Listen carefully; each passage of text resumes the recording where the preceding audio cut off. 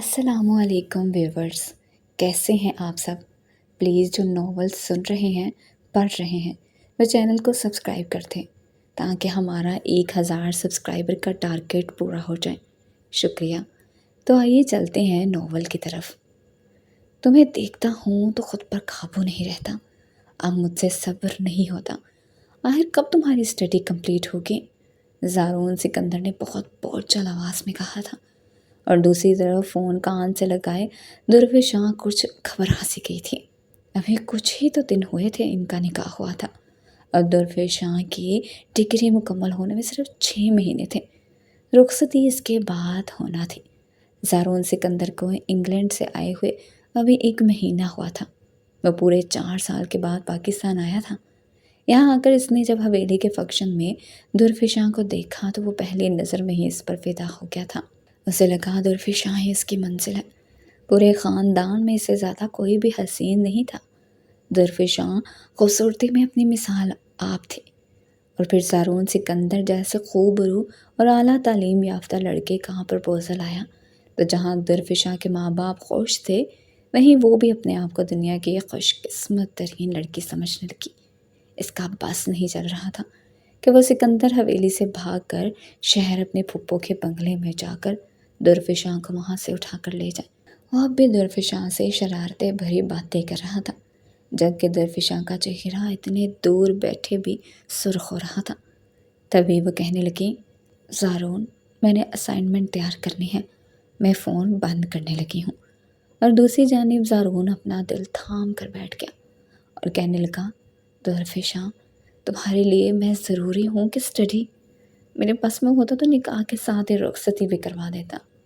چلو کوئی بات نہیں، رخصتی نہیں ہوئی تو کیا ہوا، میں تمہیں اپنی محبت کا ثبوت دوں گا۔ کچھ دنوں تک تم سے ملنے آؤں گا، اور میں تو سوچ رہا ہوں کہ شادی کی تیاری شروع کر دوں، کیونکہ شادی تو ایسے کرنی ہے کہ دنیا دیکھے کہ زارون سکندر کی شادی ہوئی ہے۔ خوب دھوم دھام سے شادی کروں گا، اور یاد رکھنا درفشاں، تم صرف میری ہو، تم پر صرف اور صرف میرا حق ہے۔ پتہ نہیں کیوں اس کا لہجہ سخت ہو گیا تھا، اور درفشاں نے فوراً سے فون بند کر دیا تھا۔ اسے بھی بہت سارے کام تھے، یونیورسٹی کے لیے کپڑے پریس کرنے تھے، نوٹس مکمل کرنے تھے، اور پھر اپنے بابا جانے کو بھی ٹائم دینا تھا۔ درفشاں کی شروع سے ہی عادت تھی، وہ رات کو روز 1 گھنٹہ اپنے بابا جانے کے پاس بیٹھ کر کچھ ان کی باتیں سنتی اور کچھ اپنی سناتی تھی۔ دن گزرتے رہے، زارون کی شدتیں بڑھتی گئیں، اور درفشاں کبھی زارون کے ساتھ کال پر بات کرتی، کبھی اپنے ماں باپ کو ٹائم دیتی، اور پھر اپنے فائنل ایئر کی تیاری میں مصروف ہو جاتی۔ آج اس کا لاسٹ پیپر تھا اور وہ خوش تھی۔ اسے زارون کی باتیں یاد آتی تو وہ مسکرا دیتی۔ ادھر زارون بھی خوش تھا، کافی دنوں سے وہ شادی کی تیاریوں میں مصروف تھا۔ اس کے چھوٹے بھائی شارون سکندر نے اس کی بہت مدد کی تھی۔ آج بھی وہ درفشاں کے گھر سے آئے ہوئے جہیز کے فرنیچر کو زارون کے کمرے میں سیٹ کر رہے تھے کہ شارون نے شکست خوردہ سی نظر اٹھا کر زارون کو دیکھا تھا۔ وہ کس قدر خوش قسمت تھا، جس خواہش کو پورا کرنے کے لیے اس نے اتنا انتظار کیا کہ کم مناسب وقت آئے اور وہ اماں سائیں سے درفشاں کی بات کریں، لیکن وہ وقت ہی نہ آیا۔ زارون نے انگلینڈ سے آتے ہی درفشاں کو پسند کر لیا تھا، اور یہ بھی کہہ دیا کہ وہ جلد از جلد شادی کرے گا۔ تبھی اس کی آنکھوں کے سامنے درفشاں کا خوبصورت مسکراتا ہوا چہرہ آیا تھا، لیکن اب تو کچھ بھی نہیں ہو سکتا تھا۔ اس لیے شارون نے وہ بات دل میں ہی دبا کر رکھ لی تھی۔ وہ کمرے کو سیٹ کر چکے تو دونوں باہر آئے، جہاں پر اماں سائیں بیٹھی تھی۔ مہتاب بیگم پریشانی کے عالم میں تھی، وہ پتہ نہیں کیا سوچ رہی تھی۔ جیسے ہی مہتاب بیگم نے اپنے دونوں بیٹوں کو دیکھا تو مسکرا دی۔ مہتاب بیگم کے دونوں ہی بیٹے بہت خوبصورت تھے، وجاہت میں دونوں ایک سے بڑھ کر ایک تھے۔ وہ دونوں اماں سائیں کے پاس بیٹھے تو زارون بولا، اماں سائیں خیریت ہے؟ مجھے آپ کچھ پریشان سی لگ رہی ہیں۔ مہتاب بیگم کہنے لگی، ہاں پریشانی کی بات تو ہے، تمہاری پھپھو کا فون آیا تھا، کہہ رہی تھیں کہ جو میرج ہال نزدیک ہے وہ پہلے سے ہی بک ہے۔ شہر کے کونے میں جو ہال ہے وہاں جگہ ملی ہے، اور اس طرف کچے راستے ہیں، پتہ نہیں پہلے کہاں تھے، اگر وقت پر بکنگ کروا دیتے تو اچھا تھا، اب ہمیں سارے خاندان کو لے کر اتنے دور جانا پڑے گا۔ میں نے تو تمہاری پھپھو سے کہا بھی ہے کہ گھر سے ہی رخصتی کر دو، اتنا خوبصورت بنگلہ ہے اور اچھا خاصا بڑا بھی ہے، لیکن نہیں مانی۔ تبھی زارون بولا، اماں سائیں کیوں پریشان ہوتی ہیں، ہم کوئی ڈرپوک تھوڑی ہیں۔ لیکن پھر بھی زارون بیٹا، میرا دل پریشان ہو رہا ہے۔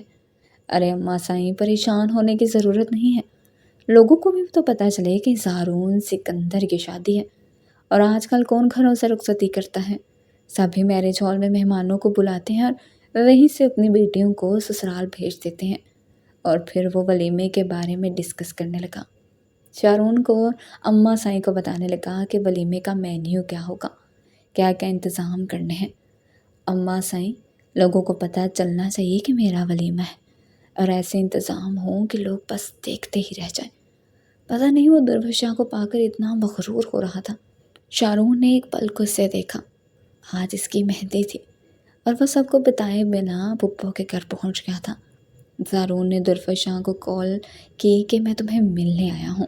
درویشہ کے تو ہاتھ پاؤں پھول گئے تھے، زارون گھر میں مہمان آئے ہیں، وہ کیا کہیں گے۔ مہندی کا انتظام گھر پر ہی تھا، اس نے زارون کو واپسی کا کہا لیکن وہ نہیں مانا۔ وہ ایسا ہی تھا، شروع سے ہی وہ اپنی من مانی کرتا تھا۔ اب بھی درویشہ کتنے ہی مشکل سے اسے اپنے کمرے تک لے کر آئی تھی۔ وہ اسے اپنے کمرے میں لانا نہیں چاہتی تھی، لیکن وہ زارون کو ناراض بھی نہیں کر سکتی تھی۔ آخر کو کل اسی کے پاس جانا تھا۔ پورے 3 گھنٹے وہ اس کے کمرے میں رہا تھا، اور دروازہ اندر سے لاک تھا۔ درویشہ کی امی 2 دفعہ آئی لیکن واپس چلی گئی۔ وہ سمجھ رہی تھی کہ اس کی بیٹی سو رہی ہے، اور اندر زارون سکندر درویشہ کو دیکھ کر پاگل ہو رہا تھا۔ اس کی خوبصورتی پر تو وہ بہت پہلے مر مٹا تھا، لیکن اب وہ اس پر اپنے پیار کی شدتیں لٹاتا، اسے اپنے آپ میں سموتا، اسی میں کھویا ہوا تھا۔ 3 گھنٹے وہ اس کے ساتھ رہا، اور پھر وہ جیسے آیا تھا اسی طرح چھپ کر چلا بھی گیا تھا۔ اور درویشہ اس کا پیار پا کر بہت خوش تھی۔ مہندی کا فنکشن بہت اچھا تھا، گو کہ مہندی کے فنکشن الگ الگ تھے، لیکن دونوں خوبصورت لگ رہے تھے۔ دونوں نے ایک دوسرے کو اپنی اپنی پکس واٹس ایپ کی تھیں۔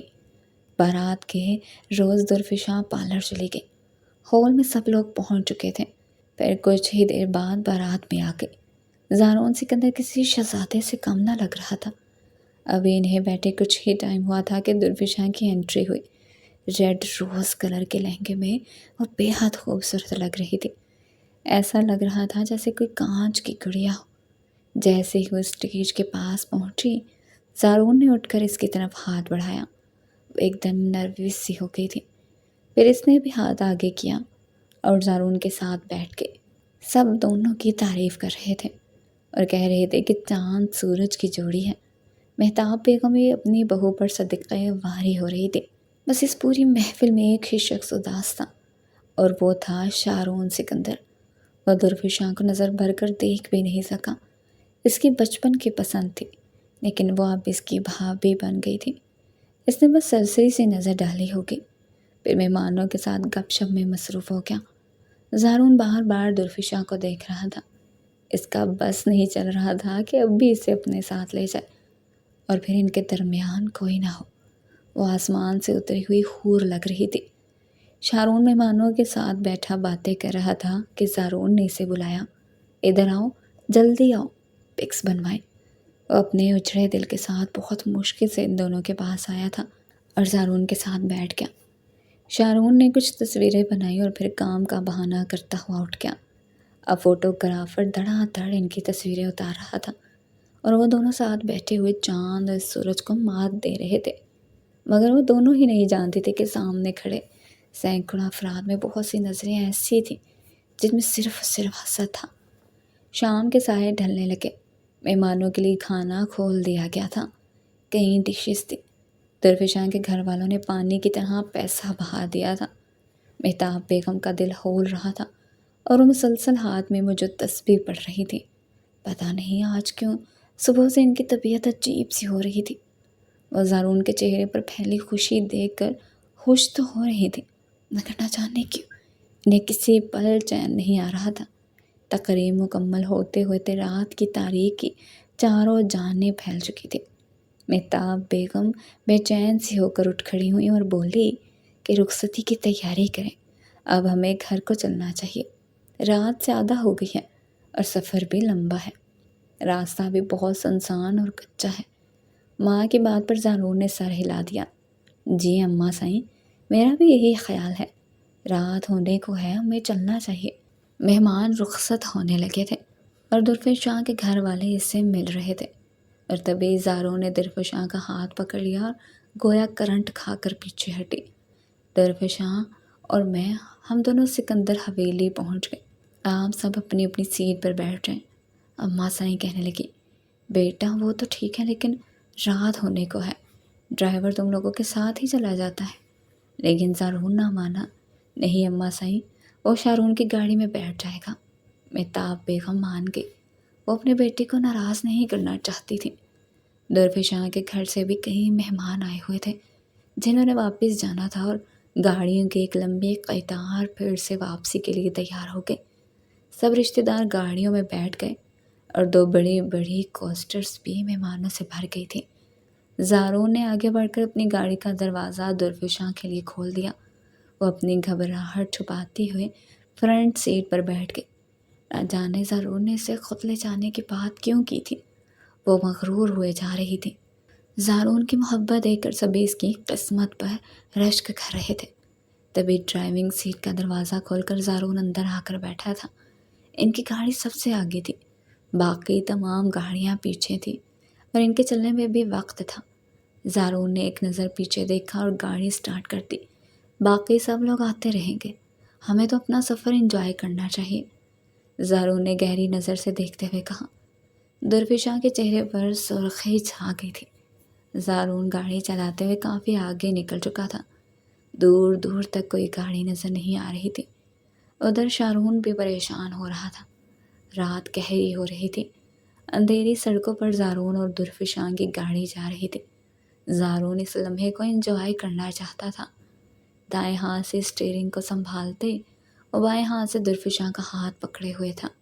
तभी गाड़ी एक झटके से रुक गई। दुर्फिशां भी एकदम घबरा सी गई। ये पत्थर कैसे हैं? आते वक्त तो ऐसा कुछ नहीं था। ज़ारून ने अपनी तरफ का दरवाज़ा खोलकर देखा। वो बड़े बड़े पत्थर थे और यूं लगता था जैसे किसी ने जानबूझकर सड़क के दरमियान में रखकर रास्ता बंद कर दिया हो। ज़ारून ने अपना मोबाइल निकाला। शारून को कॉल करने ही लगा था कि अचानक किसी लम्हे इसे दुर्फिशां की चीख सुनाई दी। इसके कदमों के नीचे से ज़मीन निकल गई। दो अफराद जिन्होंने अपने चेहरे पर मास्क लगा रखा था, वो घसीटते हुए दुर्फिशां को गाड़ी से बाहर लेकर जा रहे थे। इनके हथियार इनके कांधों पर झूल रहे थे। दुर्फिशां जोर से चीखी थी, बचाओ ज़ारून, मुझे बचाओ। और ज़ारून पागलों की तरह दुर्फिशां की तरफ लपका था और फिर इसी लम्हे पीछे से किसी ने इसे दबोच लिया। इसने खुद को छुड़ाने की बहुत कोशिश की। वो जो भी लोग थे उन्होंने ज़ारून को बहुत मजबूती से पकड़ लिया था। वो दुर्फिशां को देख रहा था। वो इन दोनों को घसीटते हुए साइड पर ले गए। दुर्फिशां मुसलसल चीख रही थी, लेकिन इस वक्त रोड बिल्कुल खाली था। कोई भी इनकी मदद को ना आया। उन्होंने दुर्फिशां का सारा जेवर ले लिया। इसके हाथ में सिर्फ डायमंड रिंग रह गई थी। जब इन डाकुओं ने वो मांगी तो दुर्फिशां ने इनकार कर दिया। नहीं, ये मैं नहीं दूंगी, ये मेरे निकाह की अंगूठी है। तभी एक डाकू ने इसके सरापे की तरफ देखते हुए कहा, खुद उतारोगी या हम उतारे? सोच लो, अगर हमने उतारा तो हम और भी बहुत कुछ उतारेंगे। वैसे भी तुम्हारी खूबसूरती हमारी नीयत ख़राब कर रही है। फ़ारून ने जब ये सुना तो वो ज़ोर से चिल्लाया था, खबरदार, जो तुम लोगों ने अगर मेरी बीवी को हाथ भी लगाया तो मैं तुम लोगों के हाथ तोड़ दूंगा। वो दोनों ज़ोर ज़ोर से हंसने लगे। तभी ज़ारून ने ख़ुद को छुड़वाने की कोशिश की, लेकिन नाकाम रहा। रात की तारीकी थी। दूर तक सड़क पर सन्नाटे और वीराने के सिवा कुछ भी ना था। ज़ारून ने पूरी कोशिश की और एक ज़ोरदार ठोकर अपने पास खड़े हुए डाकू के टांग पर मारी, मगर डाकू को शदीद गुस्सा आ चुका था। इसने हाथ में पकड़ी बंदूक ज़ारून की तरफ सीधी की और अगले ही पल ज़ारून को अपनी गलती की सज़ा मिल चुकी थी। कई फायर हुए थे। ज़ारून किसी बेजान लाश की तरह ज़मीन पर गिरता चला गया। درفشاں کی چیخیں تاریخی میں گونج رہی تھیں۔ بند ہوتی آنکھوں کے ساتھ زارون کے لبوں سے جو اگلا لفظ ادا ہوا وہ درفشاں کا نام ہی تھا۔ ڈاکو فوراً وہاں سے بھاگے تھے۔ شارون کی گاڑی سب سے آگے تھی۔ نہیں معلوم کیوں مجھے بہت عجیب سی گھبراہٹ ہو رہی ہے، ساتھ بیٹھی مہتاب بیگم نے کہا تھا، ہمیں رات کے وقت سفر نہیں کرنا چاہیے تھا۔ شارون کچھ نہ بولا، بس ہلکے سے سر ہلا دیا۔ سامنے سڑک کے بیچ شارون کی گاڑی کھڑی تھی اور اس کے دونوں دروازے کھلے تھے۔ دیکھ کر یوں لگتا تھا کہ اندر کوئی بھی نہیں ہے۔ شارون نے فوراً بریک لگائی۔ اس کا دل زور سے دھڑک اٹھا۔ جیسے ہی وہ گاڑی کے پاس پہنچا تو اس کے قدموں تلے سے زمین نکل گئی تھی۔ سامنے ہی زارون سکندر کی لاش زمین پر پڑی تھی۔ اس کی آنکھیں پھٹی کی پھٹی رہ گئی۔ پاس سے درفشاں بیٹھی سسکیوں کے ساتھ رو رہی تھی اور اس کا لباس جگہ جگہ سے پھٹا ہوا تھا۔ شاید زمین پر گھسیٹنے کی وجہ سے وہ پھٹ گیا تھا۔ رو رو کر اس کا سارا میک اپ خراب ہو گیا تھا اور آنکھوں سے کاجل پھیل چکا تھا۔ بال بکھرے ہوئے تھے۔ اپنے شوہر کی لاش کے پاس بیٹھی پوری طرح سے رو رہی تھی۔ مہتاب بیگم نے جب دیکھا تو وہ زمین پر گر گئی۔ ان کے جوان بیٹے کی لاش سامنے تھی اور بہو اجڑی ہوئی حالت میں بیٹھی تھی۔ خوشیوں بھرے لمحات غم میں تبدیل ہو گئے تھے۔ شارون سکندر کا بھی بہت برا حال تھا۔ وہ بھی یہ سب دیکھ کر گھبرایا ہوا تھا۔ کسی نے درفشاں کے گھر والوں کو بھی فون کر کے بتا دیا تھا۔ وہ لوگ بھی فوراً پہنچ گئے تھے۔ درفشاں کی ماں اپنی بیٹی کو سنبھال رہی تھی۔ وہ اپنی بیٹی کو سینے سے لگائے مسلسل روئے جا رہی تھی۔ آج ہی تو ان کی بیٹی کی رخصتی ہوئی تھی اور آج ہی وہ بیوہ ہو گئی تھی۔ شارون سکندر نے بہت مشکل سے سب کچھ سنبھالا تھا۔ مشکل سے اس نے مہتاب بیگم کو گاڑی میں بٹھایا اور پھر بہت ہی مشکل سے اس نے زارون کی لاش کو رشتہ داروں کی مدد سے اٹھایا تھا۔ اس کے دل پر کیا گزر رہی تھی یہ وہی جانتا تھا۔ اسے اپنے بھائی سے بہت پیار تھا۔ درفشاں سے سب لوگ پوچھنے لگے کہ کیا ہوا تھا۔ وہ صرف اتنا بول پائی تھی کہ زارون نے خود کو چھڑانے کی کوشش کی تو ڈاکو نے اسے مار دیا۔ کچھ ہی دیر میں وہ لوگ سکندر حویلی پہنچ گئے تھے۔ یہاں آ کر درفشاں کا تو برا حال تھا۔ ادھر مہتاب بیگم بھی اپنے جوان بیٹے کی موت پر خود کو سنبھال نہیں پا رہی تھی۔ شام کے وقت زارون کو دفنا دیا گیا۔ پھر سب مہمان گھروں کو چلے گئے اور قریبی رشتہ دار حویلی میں ہی ٹھہر گئے تھے۔ درفشاں کے ماں باپ بھی وہیں پر ہی تھے۔ وہ کبھی درفشاں کو دیکھتے اور کبھی مہتاب بیگم کو۔ دونوں کی حالت ہی بری تھی۔ ایک نے اپنا جوان بیٹا کھویا تھا اور دوسری نے اپنا شوہر۔ اس وقت شارون سکندر نے بہت ہمت دکھائی تھی۔ پھر سوئم کے دن بھی سب مہمان آئے تھے اور گاؤں کی عورتیں تو درفشاں کو منحوس کہہ کر پکار رہی تھی۔ ارے دیکھو تو کتنی منحوس ہے، آتے ہی اپنے شوہر کو کھا گئی۔ تبھی درفشاں کی ماں بولی، یہ سب قسمت کا کھیل ہے، اس میں میری بیٹی کا کوئی قصور نہیں، لیکن عورتوں کا کیا ہے، ان کی زبان کہاں بند ہوتی ہے۔ سوئم کے بعد درفشاں کے ماں باپ اپنے گھر جانے لگے تو انہوں نے درفشاں کو بھی ساتھ لے جانے کو کہا، لیکن اس نے ساتھ جانے سے انکار کر دیا۔ نہیں بابا، میں آپ کے ساتھ نہیں جاؤں گی۔ اگر وہ کہتی کہ وہ جانا چاہتی ہے تو مہتاب بیگم نے اسے نہیں روکنا تھا۔ اگر مہتاب بیگم نے ان عورتوں کی بات کا یقین نہیں کیا تھا تو ان کی بات کو رد بھی نہیں کیا تھا۔ پھر وہ اکیلی ہو گئی کیونکہ مہتاب بیگم اپنے بیٹے کا غم منا رہی تھی اور درفشاں اپنے شوہر کا۔ درفشاں زارون کے کمرے میں اس کی ایک ایک چیز کو پاگلوں کی طرح اٹھا کر دیکھتی تھی اور ہر وقت روتی رہتی۔ پھر اس نے ایک فیصلہ کیا تھا کہ وہ ساری عمر اس حویلی میں زارون کی بیوہ بن کر گزارے گی۔ آہستہ آہستہ اس سے اپنی ساس کا خیال رکھنا شروع کر دیا۔ ان کے کھانے پینے کا، ان کے میڈیسن کا وہ اچھے سے خیال رکھ رہی تھی۔ اور شارون سکندر جو درفشاں سے شروع سے پیار کرتا تھا، اس کی اجڑی ہوئی حالت کو دیکھ کر افسردہ ہو جاتا تھا۔ اس کا بس نہیں چلتا تھا کہ کسی طرح سے ڈھیر ساری خوشیاں درفشاں کی جھولی میں ڈال دے۔ ابھی زارون کو مرے مہینے سے اوپر ہی ہوئے تھے کہ ایک دن اچانک درفشاں کی حالت خراب ہو گئی۔ وہ اچانک بے ہوش ہو گئی تھی۔ شارون سکندر تو ایک دم پریشان سا ہو گیا تھا۔ اور نوکرانی کی مدد سے اسے ہاسپٹل لے آیا۔ درفشاں بہت کمزور لگ رہی تھی، اس کا رنگ سرد پڑ رہا تھا، لیکن کچھ ہی دیر بعد شارون کے ہوش اڑے جب لیڈی ڈاکٹر نے کہا کہ شی از پریگننٹ۔ اسے یقین ہی نہیں آ رہا تھا، وہ تو گویا پاگل سا ہو رہا تھا۔ گھر آ کر اس نے اماں سائیں کو یہ بات بتائی، وہ تو چپ سی ہو گئی تھی، لیکن شارون چپ نہیں ہوا تھا۔ وہ سیدھا اس کے کمرے میں آیا۔ تم اتنی گھٹیا ہو سکتی ہو، میں سوچ بھی نہیں سکتا۔ درفشاں نے حیرت سے اسے دیکھا تھا۔ نہیں شارون، یہ بچہ زارون سکندر کا ہے، بکواس بند کرو۔ رخصتی کے دن ہی زارون اس دنیا سے چلا گیا تھا۔ وہ اس سے برا بھلا کہنے کے بعد باہر چلا گیا، اور درفشاں کے پاس رونے کے سوا کچھ نہ تھا۔ عورت کا سب سے بڑا سہارا اس کا شوہر ہوتا ہے۔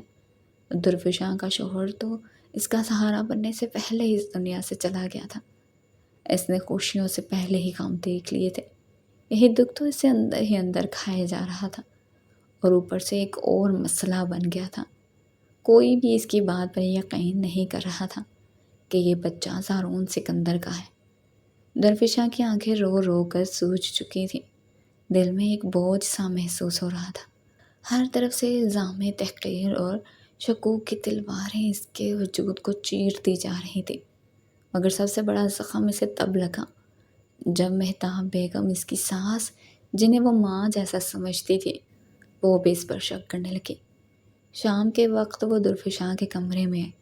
ان کے چہرے پر سختی تھی، وہ بہت غصے میں تھیں، اور لہجے میں زہر گھلا ہوا تھا۔ بس بہت ہو گیا درفشاں، یہ جھوٹا مزید برداشت نہیں ہوگا۔ زارون کی روح کو تم بے وجہ تڑپا رہی ہو، تمہیں شرم آنی چاہیے۔ اس دنیا سے جانے والے پر اتنا بڑا بہتان باندھ رہی ہو۔ درفشاں کے دل پر جیسے کسی نے ہتھوڑا مارا ہو، وہ تڑپ کر اٹھی، آنکھوں سے آنسو بہنے لگے، مگر خود پر قابو پاتے ہوئے وہ نرم مگر مضبوط آواز میں بولی، میں جھوٹ نہیں بول رہی مومانی جان، خدا کی قسم یہ بچہ زارون کا ہے۔ وہ مہندی کی رات وہ آیا تھا، میرے کمرے میں آیا تھا۔ مہتاب بیگم نے تڑک کر کہا، جھوٹ، سفید جھوٹ۔ زارون مہندی کی رات گھر پر ہی تھا، اور تم اب کہہ رہی ہو کہ وہ تمہارے پاس آیا تھا۔ کیا ثبوت ہے تمہارے پاس؟ کس نے دیکھا ہے زارون کو؟ تمہارے گھر والوں کو تو پتہ ہوگا نا؟ میں تمہاری ماں سے پوچھتی ہوں۔ درفشاں کی آواز کانپنے لگی، مگر وہ ہمت باندھے رہی۔ وہ آیا تھا مومانی جان، شاید کسی نے نہ دیکھا ہو، لیکن وہ وہاں آیا تھا۔ اس نے مجھے گلے لگایا، کہا کہ وہ مجھ سے محبت کرتا ہے۔ وہ 3 گھنٹے میرے ساتھ رہا تھا۔ اس نے وہ سب میرے ساتھ کیا تھا جو میاں بیوی کے پیش ہوتا ہے۔ مہتاب بیگم نے تن سے کہا لگایا، بکواس بند کرو، تم جھوٹ بول رہی ہو۔ ضرور یونیورسٹی میں کسی کے ساتھ منہ کالا کیا ہوگا، اور اب میرے بیٹے کے نام لگا رہی ہو۔ درفشاں کے چہرے پر زردی چھا گئی۔ میں کچھ ثابت نہیں کرنا چاہتی مومانی جان، بس اتنا کہہ رہی ہوں کہ یہ بچہ زارون سکندر کا ہے۔ میرا ضمیر گواہ ہے، میرا رب گواہ ہے، میرا رب جانتا ہے میں غلط لڑکی نہیں ہوں۔ مہتاب بیگم نے سختی سے ہاتھ کا اشارہ کیا، رب کا نام لے کر جھوٹ مت بولو درفشاں۔ اگر تم سچی ہوتی تو زارون کی وفات کے بعد ہم سب کو بتا دیتی۔ اب تم اچانک کہہ رہی ہو کہ یہ بچہ اس کا ہے، کیا کوئی بھی تمہاری بات پر یقین کرے گا؟ درفشاں نے بے بسی سے کہا، میں اس وقت صدمے میں تھی، میری زندگی بکھر گئی تھی مومانی جان، میں کچھ بھی سمجھنے کے قابل نہیں رہی تھی۔ اب جب بچہ دنیا میں آنے والا ہے، میں چاہتی ہوں کہ وہ اپنے باپ کی شناخت سے محروم نہ ہو۔ مہتاب بیگم نے سرد آنکھوں سے اسے دیکھا تھا، تم چاہتی ہو کہ ہم سب تمہارے اس خود ساختہ دعوے پر آنکھیں بند کر کے یقین کر لیں درفشاں؟ میں تمہارے لیے دعا کر سکتی ہوں، تمہیں معاف بھی کر سکتی ہوں، اگر زارون کا نام کسی جھوٹ سے جوڑنے کی اجازت نہیں دے سکتی۔ درفشاں نے آخرکار ہمت ہار دی، وہ زمین پر بیٹھ گئی، آنکھوں سے بہتے آنسو دامن میں جذب ہوتے جا رہے تھے۔ تو پھر ٹھیک ہے مومانی جان، آپ نہ مانیں، مگر ایک دن سچ خود سب کے سامنے آئے گا۔ میں اس دن کا انتظار کروں گی، میرا اللہ میرے ساتھ ہے، بس وہی میرا ایک گواہ ہے۔ مہتاب بیگم خاموشی سے پلٹ گئی، دروازہ بند ہوا اور کمرے میں صرف سسکیاں باقی رہ گئیں۔ درفشاں کی سچائی دب کر رہ گئی تھی۔ اسے کیا معلوم تھا کہ زارون سکندر اسے تنہا چھوڑ جائے گا۔ درویشاں کے اندر جیسے سب کچھ ٹوٹ چکا تھا، سب راکھ ہو چکا تھا۔ وہ جو کچھ عرصہ پہلے تک خوابوں کے گلشن میں تھی، اب الزام اور نفرت کے صحرام میں تنہا بھٹک رہی تھی۔ مہتاب بیگم کے کمرے سے نکلنے کے بعد اس نے دروازہ بند کیا، ٹوٹے دل کے ساتھ فرش پر بیٹھ کے۔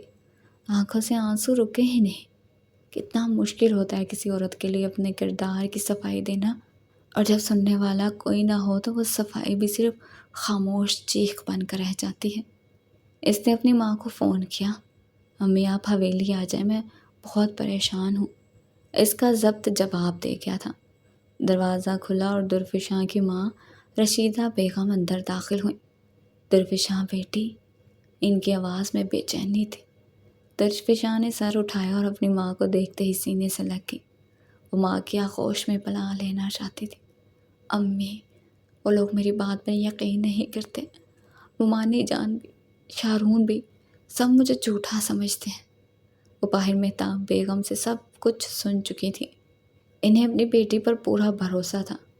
رشیدہ بیگم نے بیٹی کے سر پر ہاتھ رکھا، آنسو اپنی آنکھوں سے پونچھے اور مضبوطی سے کہا، چل بیٹا، گھر چل، یہاں تیرے لیے اب کچھ نہیں بچا۔ جب اپنے ہی یقین نہ کریں تو پھر وہ گھر نہیں رہتا۔ درفشاں نے چونک کر ماں کی طرف دیکھا، لیکن امی، یہ میرا سسرال ہے، زارون کا گھر ہے، میں یہاں سے کیسے چلی جاؤں؟ رشیدہ بیگم کی آنکھوں میں دکھ تھا۔ زارون کا گھر تب ہوتا جب وہ زندہ ہوتا، اب تو صرف اس کی یادیں بچی ہیں۔ بیٹی تو یہاں رہے گی تو ہر دن تمہارے لیے اذیت بن جائے گا، اور پھر جب یہ تم پر یقین ہی نہیں کرتے تو تم کیوں یہاں رہو؟ درفشاں نے چند جوڑے اور ضروری سامان پیک کیا اور پلٹ کر اس گھر کو دیکھا جس سے اس کی ساری امیدیں وابستہ تھیں۔ شارون سکندر سیڑھیوں پر کھڑا سب دیکھ رہا تھا۔ اس کے چہرے پر سختی تھی، مگر آنکھوں میں ایک پلک اداسی تھی۔ جا رہی ہو؟ درفشاں رکی، نگاہ اٹھا کر شارون کی طرف دیکھا۔ ہاں، جا رہی ہوں۔ جب اپنے ہی پرائے بن جائے تو وہاں رکنے کا کوئی فائدہ نہیں ہوتا۔ درفشاں کی آنکھوں میں آنسو بھر آئے۔ ایک دن سب کو پتہ چل جائے گا، شارون سکندر کہ میں جھوٹی نہیں ہوں۔ شارون نے نظریں چرا لیں۔ درفشاں نے پلٹ کر ماں کا ہاتھ تھاما اور گھر سے باہر نکل گئی۔ گھر کے باہر آسمان پر بادل چھائے ہوئے تھے، جیسے قدرت بھی درفشاں کے دکھ میں شریک ہو۔ باہر قدم رکھتے ہی وہ یادیں جیسے بارش کی بوندوں کی طرح اس پر برسنے لگی۔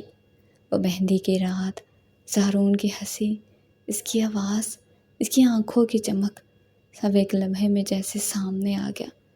رشیدہ بیگم نے خاموشی سے بیٹی کو سہارا دیا اور گاڑی میں بٹھایا۔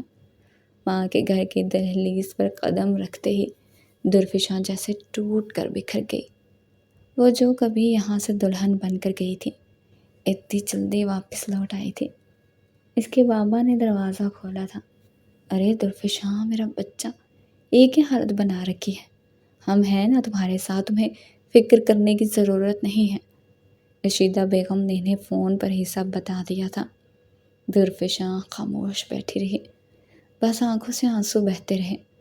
ماں نے اس کے بالوں میں انگلیاں پھیرتے ہوئے کہا، تو رو لے بیٹی، رو لے جتنا جی چاہتا ہے، مگر یاد رکھ تیری ماں زندہ ہے، اور جب تک میں ہوں تجھے کسی کے سہارے کی ضرورت نہیں۔ درفشاں نے ماں کا ہاتھ تھام لیا۔ امی، میں تھک گئی ہوں، میں بس یہ چاہتی ہوں کہ کوئی مجھے سمجھ لے، بس یقین کر لے۔ رشیدہ بیگم نے پیار سے بیٹی کا سر چوم لیا۔ میں تجھ پر یقین کرتی ہوں، اور اگر دنیا نہیں کرتی تو دنیا جائے بھاڑ میں۔ اللہ سب دیکھ رہا ہے، اور سچ کبھی چھپتا نہیں، چاہے جتنا بھی اندھیرا ہو۔ کمرے میں خاموشی چھا گئی، بس ماں کی ممتا اور بیٹی کی تکلیف ایک دوسرے سے لپٹ گئی۔ اسی رات درفشاں نے رب کے حضور ہاتھ اٹھائے۔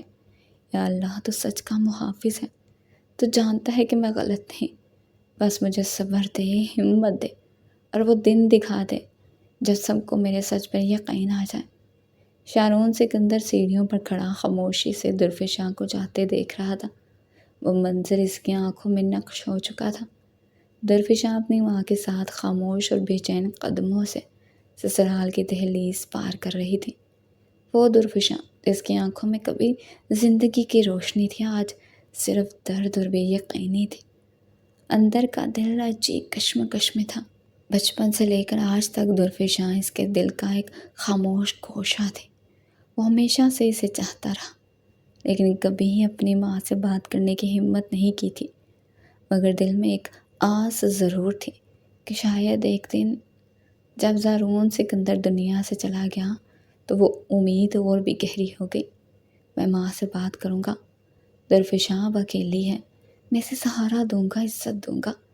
یہ الفاظ کئی دنوں سے اس کے دل میں گونجتے آ رہے تھے، مگر آج سب کچھ بدل گیا تھا۔ درفشاں کہتی ہے بچہ زارون کا ہے۔ نہیں، اگر ہوتا تو شادی کے دنوں میں بتاتی نا۔ پتہ نہیں کس کا ہے، لڑکی ٹھیک نہیں لگتی۔ اس کے کان میں اپنی ماں کی آواز گونجی تھی۔ اس کے دل میں ایک طوفان برپا تھا۔ کیا واقعی ویسی نکلی؟ نہیں، یہ تو ممکن نہیں۔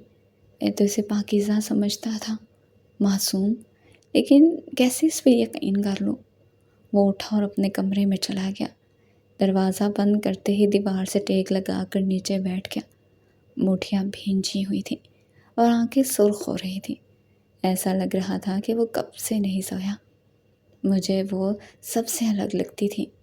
اس کی خاموشی، اس کی شرم، اس کی سادگی۔ میں نے اسے خوابوں کی شہزادی سمجھا تھا۔ اس سے دونوں ہاتھوں سے سر تھام لیا۔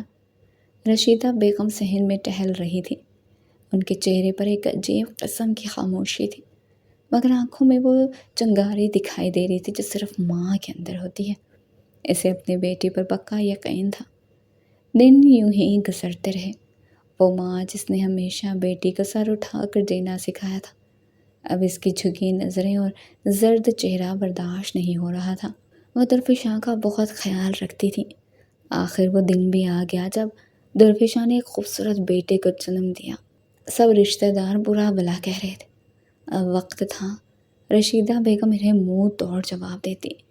اسی شام رشیدہ بیگم نے درفشاں کے پاس بیٹھ کر اس کا ہاتھ تھاما۔ بیٹے، اب بس بہت ہو گیا، اب تیرے صبر کی نہیں، تیرے سچ کی باری ہے۔ درفشاں نے حیرت سے ماں کی طرف دیکھا۔ امی، آپ کیا کہہ رہی ہیں؟ میں کہہ رہی ہوں کہ اب تیرا سچ زبان سے نہیں، کاغذ سے بولے گا۔ DNA کروائیں گے، سب کو پتہ چل جائے گا کہ یہ بچہ زارون کا ہے۔ جب سچ سامنے آ جائے گا تو وہ حویلی والے چاہیں یا نہ چاہیں انکار نہیں کر سکیں گے۔ درفشاں کی آنکھوں میں آنسو آ گئے۔ رشیدہ بیگم نے مضبوط لہجے میں کہا، تیرے بچے کو زارون سکندر کا نام ملنا چاہیے۔ میں اپنی بیٹی کا سر جھکا ہوا نہیں، بلند دیکھنا چاہتی ہوں۔ 2 دن بعد رشیدہ بیگم درفشاں کو ساتھ لے کر لیبارٹری گئیں۔ وہاں قانونی طریقے سے DNA ٹیسٹ کے لیے درفشاں اور زارون کی ذاتی اشیاء جو درفشاں کے پاس محفوظ تھیں۔ لیبارٹری والوں نے سب کچھ اطمینان سے لیا اور کہا کہ رپورٹ 1 ہفتے میں آ جائے گی۔ وہ 1 ہفتہ 1 صدی کی طرح طویل تھا۔ درفشاں نے ہر دن اللہ سے بس ایک دعا مانگی، میرے مولا سچ کو زبان دے دے۔ ادھر مہتاب بیگم نفرت سے کہہ رہی تھی، پتہ نہیں کس کے بچے کو پیدا کر دیا درفشاں نے، لیکن زارون سکندر کا دل نہیں مان رہا تھا۔ 7ویں دن رپورٹ آ گئی۔ رشیدہ بیگم نے رپورٹ ہاتھ میں لی اور ایک ایک لفظ پڑھا۔ آنکھوں سے آنسو بہہ نکلے۔ رپورٹ واضح تھی، بچے کا باپ زارون سکندر تھا۔ رشیدہ بیگم نے اپنے آنسو صاف کیے اور اسی دن رپورٹ کی کاپی تیار کروا کر ایک خوبصورت لفافے میں رکھوائی۔ لفافے پر خود ہاتھ سے لکھا، سکندر حویلی، مہتاب بیگم کے نام۔ لفافہ احتیاط سے بند کیا گیا اور اگلی صبح اپنے ڈرائیور کو سکندر حویلی بھیجا۔ مشتاق، یہ لفافہ سکندر حویلی پہنچانا ہے، اور دیکھ خود مہتاب بیگم کے ہاتھ میں دینا ہے، کسی اور کو مت دینا۔ مشتاق نے ایمانداری سے سر ہلایا۔ جی بی بی جی، آپ فکر نہ کریں، یہ حد وقت پر اور انہی کو پہنچے گا۔ سکندر حویلی کے دروازے پر جب مشتاق نے جا کر مہتاب بیگم کا نام لیا تو دروازہ فوراً کھول دیا گیا۔ ملازم اسے اندر لے گیا۔ مہتاب بیگم کمرے میں بیٹھی چائے پی رہی تھی۔ مشتاق نے آگے بڑھ کر ادب سے سلام کیا اور لفافہ ان کے ہاتھ میں دیا۔ یہ رشیدہ بی بی نے دیا ہے، فرمایا ہے کہ آپ خود ہی پڑھ لیں، کسی اور کو نہ دیں۔ مہتاب بیگم نے چونک کر لفافہ ہاتھ میں لیا، سرسری سی نگاہ سے مشتاق کو جانے کا اشارہ کیا۔ جب وہ اکیلی ہو گئیں تو لفافہ کھولا۔ جیسے ہی رپورٹ پر نظر پڑی ان کے ہاتھ کانپنے لگے، آنکھیں حیرت سے پھیل گئیں، دل کی دھڑکن ایک لمحے کو رک سی گئی۔ D N A result, biological father Zaroon Sikandar, confirmed. لفافہ ان کے ہاتھ سے گر گیا اور آنکھوں میں آنسو تھے۔ ان کی حالت خراب ہونے لگی۔ یہ کیا کر دیا میں نے اس معصوم پر الزام لگا کر اچھا نہیں کیا، اور وہ بچہ، وہ تو میرے زارون کی نشانی ہے۔ سکندر حویلی کا وارث ہے۔ وہ پاگل سی ہونے لگی تھی۔ تبھی شارون سکندر کمرے میں آیا۔ اس نے جب اپنی ماں کی حالت دیکھی تو پریشان سا ہو گیا۔ اماں سائیں، کیا ہوا ہے؟ آپ کیوں رو رہی ہیں؟ مہتاب بیگم کچھ نہ بولی۔ زارون نے ٹیبل پر پڑا ہوا کاغذ اٹھایا۔ یہ کیا ہے؟ اور اگلے ہی پل سے حیرت ہوئی تھی۔ یہ تو ڈی این اے رپورٹ ہے، اور درفشاں سچ کہہ رہی تھی۔ اماں سائیں، وہ بچہ تو زارون کا ہے۔ کتنی دیر وہ زارون کو یاد کر کے روتے رہے۔ پھر مہتاب بیگم نے ایک فیصلہ کیا کہ وہ درفشاں سے معافی مانگیں گی اور اسے واپس سکندر حویلی لے کر آئیں گے۔ اور اسی پل شارون نے بھی فیصلہ سنا دیا تھا کہ وہ درفشاں سے نکاح کرے گا، اور مہتاب بیگم کو اور کیا چاہیے تھا؟ اسی طرح تو وہ درفشاں کو مستقل طور پر حویلی رکھ سکتی تھی، اور شارون کی تو بچپن کی خواہش پوری ہونے جا رہی تھی۔ لیکن اب فیصلہ تو درفشاں نے کرنا تھا۔ وہ دونوں اسی وقت شہر روانہ ہو گئے۔ جیسے ہی وہ درفشاں کے گھر پہنچے، اندر اس کی ماں اسی انتظار میں تھی۔ وہ جانتی تھی کہ مہتاب بیگم ضرور آئیں گی، اور مہتاب بیگم نے آتے ہی ان کے سامنے ہاتھ جوڑ دیے تھے۔ مجھے معاف کر دو درفشاں بیٹا۔ اور وہ کیسے زارون کی ماں کو معاف نہ کرتی۔ پھر اسی وقت مہتاب بیگم نے ان کے آگے شارون کے لیے جھولی پھیلا دی تھی۔ درفشاں تو نہیں مان رہی تھی، لیکن اس کے ماں باپ کو یہی بہتر لگا تھا۔ انہوں نے اپنی بیٹی کو سمجھایا کہ تمہارے لیے اور تمہارے بیٹے کے لیے یہی بہتر ہے۔ اور شارون، وہ تو جیسے کھل سا گیا تھا۔ اسے لگ رہا تھا جیسے اسے سب کچھ مل گیا ہو۔ اس نے سوچا کہ اب کبھی بھی وہ درفشاں کی آنکھ میں آنسو نہیں آنے دے گا۔